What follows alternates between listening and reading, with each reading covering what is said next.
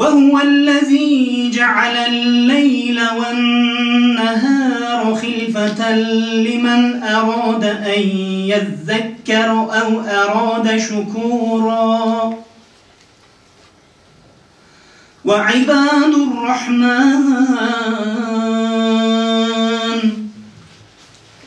وَعِبَادُ الرَّحْمَنِ الَّذ۪ينَ يَمْشُونَ عَلَى الْأَرْضِ هَوْنًا وَإِذَا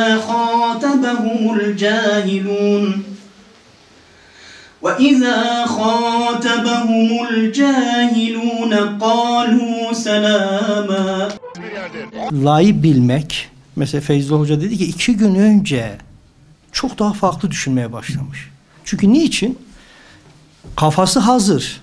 Kafamız yani o bilgiye sahip. Hepiniz tevhid ve şirkle ilgili bilgileriniz var. Ama kalp hazır değil. Korkularımız hazır değil. Sevgilerimiz hazır değil. Ümitlerimiz, hayallerimiz hazır değil. Yani kalbi hazırla, eğer la dersek, o riski göze alırsak kalp hazır hale gelir. Korkuları yaşarız, sevgileri yaşarız. Şimdi ben önce ateistim. Bunu değil mi? Tabii bununla gurur duymuyorum. İlk çocuğumun oluşu, biz o zaman sol fraksiyonlar vardı. İşte KAVA, Halkın Kurtuluşu, DHK'de falan vardı. O zaman bugünkü illegal örgüt yoktu. İlk çocuğumun oluşumu benim hidayetime vesile oldu. Adı da zaten rüya ile geldi. Mehdi koyduk. Maalesef şu an ütopya diyor bizim düşüncelerimize. Hidayet Allah'tandır. Ondan sonra ilk çocuğumun oluşumu, ya bu anne rahminde bu çocuk kim yapıyor? Elini, ayağını, gözünü kim? Yani bir dış etken lazım. Su kendi kendine kaynamadığı gibi kendi kendine de donmaz. Daha sonra ilk surenin işte Alak suresi, bunun tesadüf olmadığını, ondan sonra dönüşüm başladı. İşte sürekli geceleri sohbetlere giderdik. Tamam, bugünkü şirk ve tevhid konularını biliyorduk. Ama bilmek ayrı, iman etmek ayrı. Yani Allah doğru söyler. Kur'an ne diyorsa doğrudur. Kesinlikle Allah yanılmaz. İşte bunu duygularımıza yaşatmalıyız. Kalbimize anlatmalıyız bunu. Beynimize değil. Zaten beynimiz biliyor. Şimdi Mersin'deyim. Almanca kursuna gidiyorum. PTT'de halkla ilişkiler bölümünde olduğum için. Ama orada Allah da biliyor, ben nefsimle mücadele için gitmişim. Tabii her hafta 2 gün oruç tutuyorum. Çok dikkat ediyorum. Böyle saygı duruşu olduğu zaman hemen arazi. Asla riski göze alamıyorum. Korkuyorum. Tamam, kalbim hazır değil. Ama beynim hazır, kalbim hazır değil. Korkuyorum. Çünkü bunu yaparken vesveseler geliyor. Eyvah, gitti işin, malın, evladın. Öyle vesveseler geliyor ki belki de hiçbiri olmayacak ama sınav gereği. Neyse, gene dediler bir 10 Kasım işte sahilde bir heykel bırakmışlar. Ben tabii asla gitmeyi düşünmüyorum. Yani la diyeceğim. Ama dedim ki kalp hazır değil. Beyin hazır, bilgiler hazır. Gece Nuh Aleyhisselam'ın şeylerini okuyorduk. Yani o putlarla mücadelesi, peygamberlerin putperestlikle mücadelesi, şirkle mücadelesini. Tabii ben gizlenmek istiyorum. Bir trafo gibi bir yer var.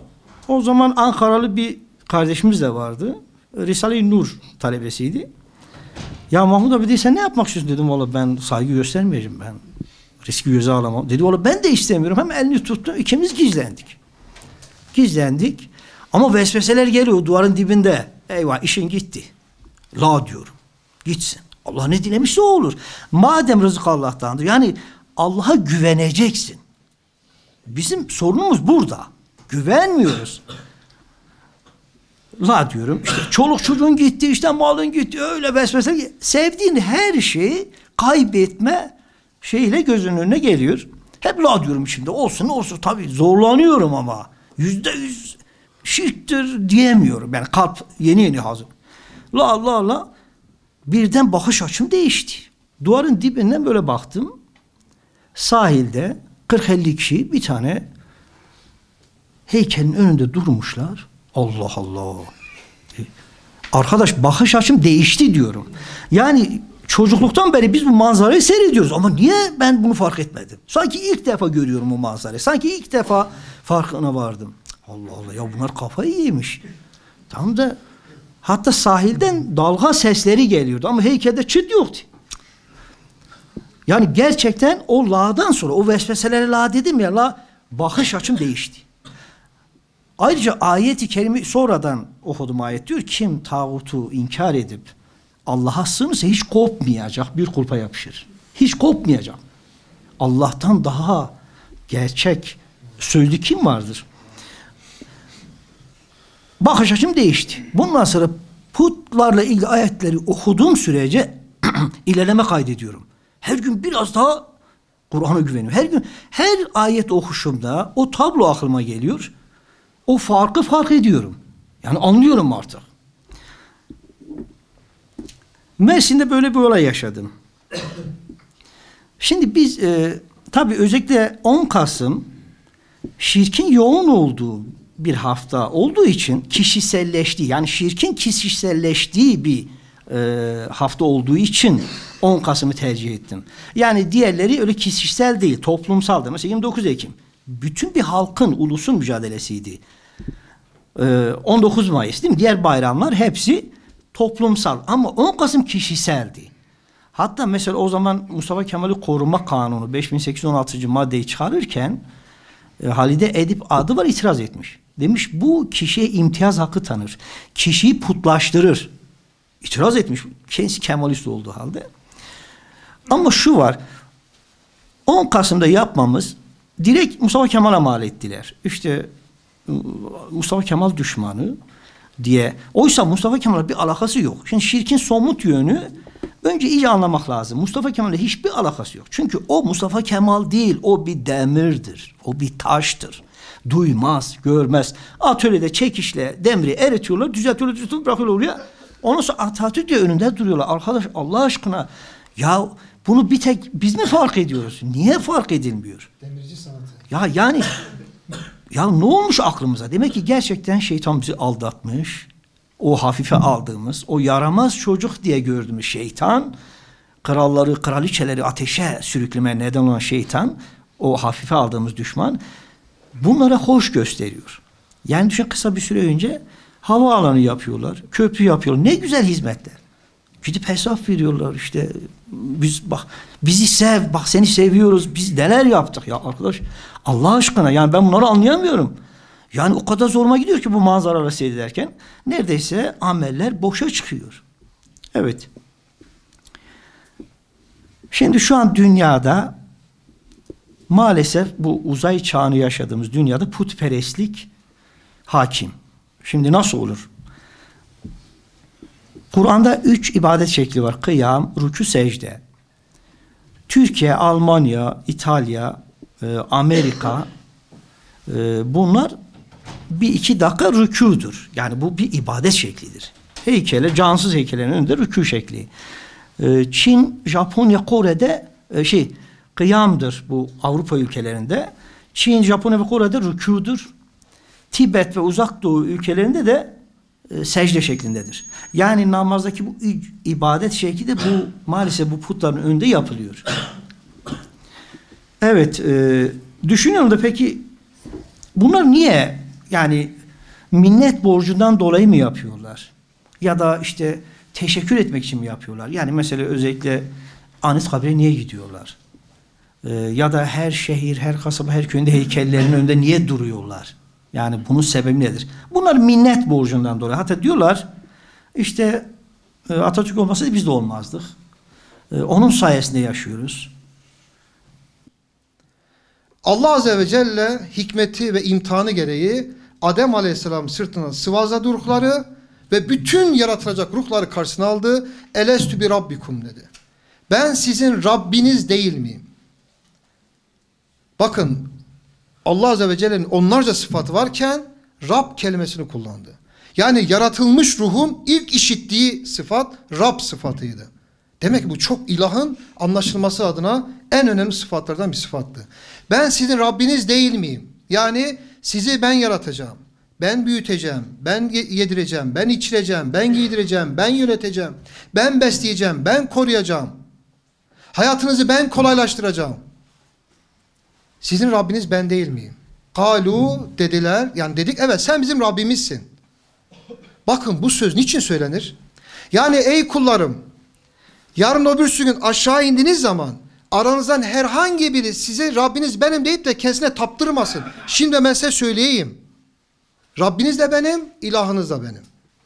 Ama her ne hikmetse insanlar vermiş olduğu o Rab sözünü unuttular. Aşağı indiler, dünyayı kardeşlerim sahipsiz zannettiler. Boşluğa atılmış ama çok güzel, çok kıymetli, altına altınlar çıkarıyorsun sen, sahiller var, kıymetli ormanlar var, kıymetli metaller var, her neyse. Yaşam alanı süper, ne yaptılar? Buraya benim sahiplenmem lazım dediler. Ve kardeşlerim bu dünyayı sahipsiz zannettiklerinden dolayı ekibini topladılar, burası benimdir dediler. Ve benim olacak dediler. Kendi saltanatının korunması adına doğal olarak kurallar koydular. Yani doğal olarak kim olsa aynısını yapardı. Kendi saltanatların devam etmesi adına itiraz istemediler. Çünkü orada kalma adına birilerine zulmedeceklerdi. Zulme uğrayan kişi de doğal olarak isyan edecekler. Onun isyanı toplu bir kalabalığa dönüşecek ve kendi saltanatı sallanmaya başlayacak. Ne yapalım dediler? Biz bunları parayla besleyelim dediler. Yani Rabbiniz bizim diyelim dediler. Benim. Bak size zam yapıyorum. Sizi ben yediyorum, ben içiriyorum. Ve bu zavallı insanlar da o kralı, o padişahı, o cumhurbaşkanı her neyse onları rızık verici olarak gördüler. Doğal olarak kanun koyma hakkı var adamın. Çünkü sana para veriyor. Doğal olarak o kral da kanunlarını koydu. Peki itiraz gelse ne yapacaktık? Onları korkutalım dediler. İşten atarım, aç bırakırım, ölürsün sen. Peki ne yapalım? Bana teslim ol, yaşarsın. Peki sana isyan edersem, seni sürgün ederim. Daha isyan edersem, hapse atarım. Daha isyan edersem, işkence yaparım. Sana full itiraz edersem, kafana sıkarım, seni öldürürüm. Yani bana itaat et, senin ilahın benim. Türkçesi bu. Ve bir bakıyorum dünyanın tamamına o ilah adayları dünyayı parsellemişler. Kendi aralarında kanun alışverişi yapıyorlar. Ya şu kanun yetersiz kaldı, ne yapalım? Sen şu kanunu kullan, bunlar kesin ikna edersin dediler. Yani kanun alışverişi yaptılar. Kardeşlerim, böylesi bir dünyaya biz geldik. Oysa ki onlar Allah'ı Rab ilan etmişlerdi. Oysa ki kendileri Rab değildi, ilah da değillerdi. Ve dünya gözümüzü bir açtık kardeşlerim. Tabi biz de Rab sözünü unuttuk doğal olarak. Bir baktık ki kendi evimizde annemiz bazı kurallar koydu. Babamız kurallar koydu. Sokağa çıktık, sokaktaki serseriler kurallar koydu. Şu saatte buradan geçemezsin. Senin özel zevkine darbe vurdular. Okula gittin, eğitim almak istiyorum. Tesettürlü bir şekilde eğitim almak istiyorum. Bu sınırlar içinde tesettürlü giremezsin. Neden? Ben kural koydum. Kardeşlerim, birinden işittim. Yani kural koymak, insanları yönetmenin vermiş olduğu haz, çok buyurun, 20 cima zevkine denk geliyormuş. O yüzden insanlar milyon dolarlar harcıyorlar ki o bölgenin başkanı olsun, kralı olsun. Bu savaşlar bu yüzden. Neden? O nasıl bir zevkse kural koymak, ilahlık taslamak. Bu nasıl bir şey ben bilmiyorum. Rabbim o amelle amel etmemizi nasip etmesin. O da bir kural koydu. Başka bir yere gidiyorsun, devletin böyle kuralları var. Ve ben de dedim ki, ya Rabbi dedim, annemin kuralı bir yere kadar götürüyor. Babamın kuralı bir yere kadar götürüyor. Devletin kuralı bir yere kadar götürüyor. Ya bu kurallar beni mutlu etmedi. Birileri benim gıybetimi yaptı. Hiçbir devlet kimse feyzdan gıybetini yapamaz. Kim yaparsa böyle ceza veririm diye bir kural koyamadılar.